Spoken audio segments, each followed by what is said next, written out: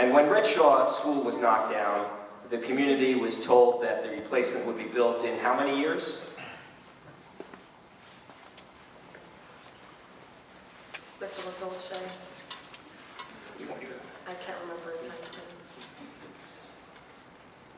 Well, I think very quickly after the school was knocked down, the SDA notified us that they didn't have any money to actually build the school. So the SDA knocked down the building, we moved to the swing space, and then told us they had no money. And how long were the students in the swing space for Redshaw? I think it was 8 to 10 years. Okay, so let's not repeat that mistake. When the district purchased the Lincoln Annex School from the Diocese Catholic Church, there were deed restrictions written into it. You know? Did Mr. Hendricks put some restrictions in that deed that were intended to preserve it as a public school? Mr. Hendricks?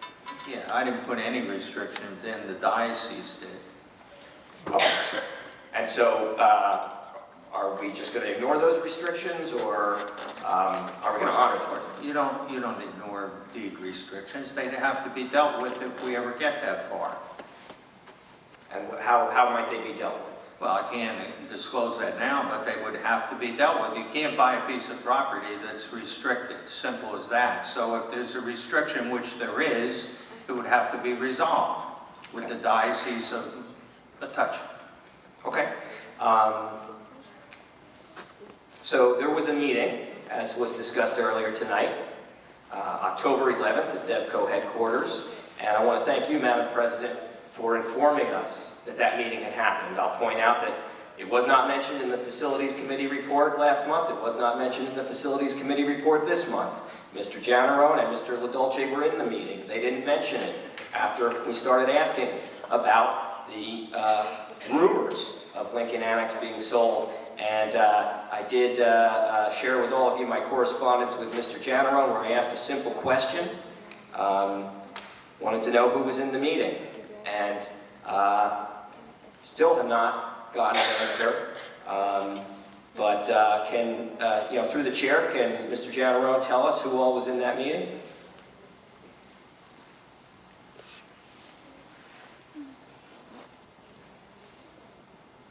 I'll answer for him. If there wasn't, I didn't attend the meeting, but I presume if our board president says there was a meeting, I believe there was. If it was negotiations about purchasing or selling real estate, that would be not subject to disclosure at this time. So through the chair, again, for Mr. Janarone, who was in the meeting, can he tell us who else was in the meeting? No, he doesn't have to, and he won't. He declined already to your request. He copied me that. Okay, so I just want to be clear. Mr. Janarone's refusing to tell us who he met with about potentially selling the school. Right, exactly. Okay, gotcha, thank you. I believe that the three people in the meeting were Mr. Janarone, Mr. LaDolce, and Mr. Palladino. Now, can he tell us, or anyone who was in the meeting, tell us what precipitated that meeting? What drove them to come to DEVCO headquarters in downtown New Brunswick on October 11th? You heard the opening statement of our board president, and I think that addresses the issue for tonight. She made it very clear what the purpose of that meeting is. We don't have to repeat it. You're an intelligent person, you heard it.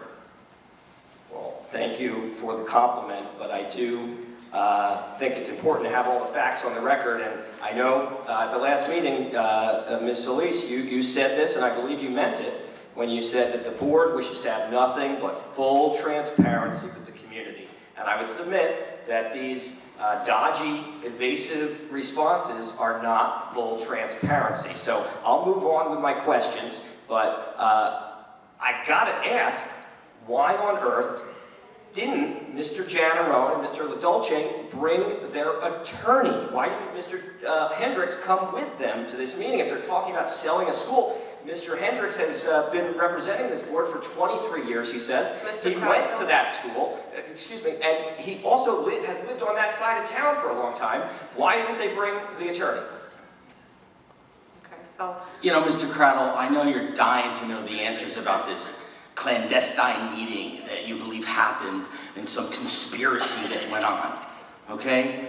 The meeting, I gave you the documents per your open public records request. I'll continue to answer your open public records request. I gave you the information that I presented to them, where the meeting we told them what the Board of Education would require if and when they ever presented us a proposal for the school.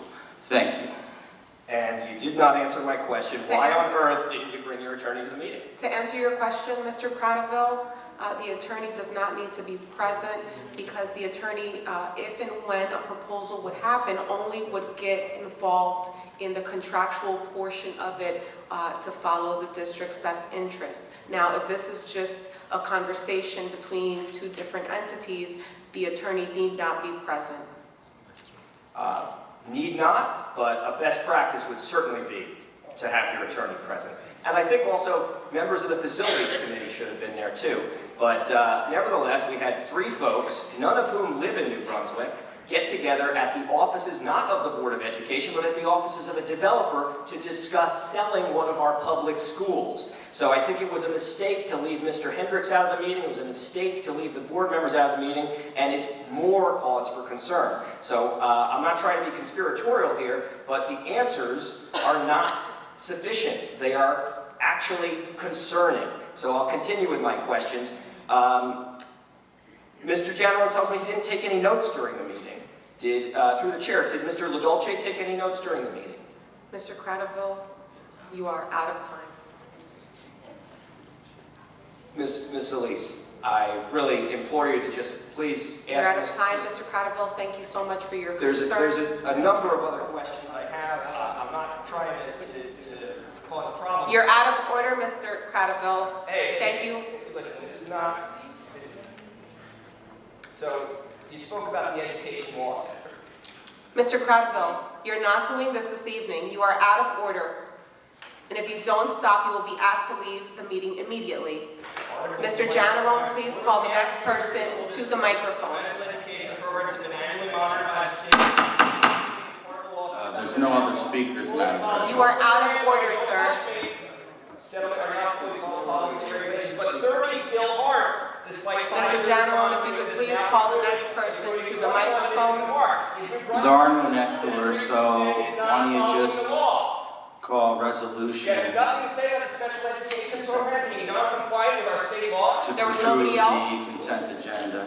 Okay, thank you, Mr. General. Shameful, Seeing as how there's disgraceful. nobody else listed for the public comments portion, we will move on and I'll request a motion to approve the consent agenda items.